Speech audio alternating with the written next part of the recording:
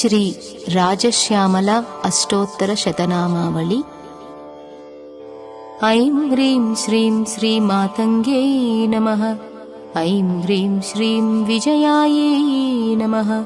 ऐं ह्रीं श्रीं श्यामायै नमः।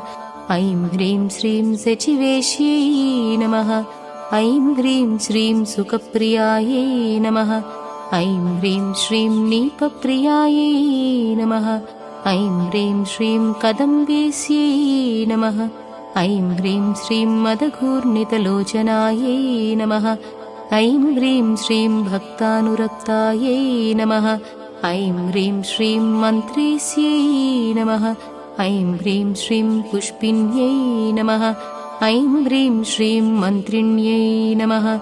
ऐं ह्रीं श्रीं शिवायै नमः। ऐं ह्रीं श्रीं कलावत्यै नमः।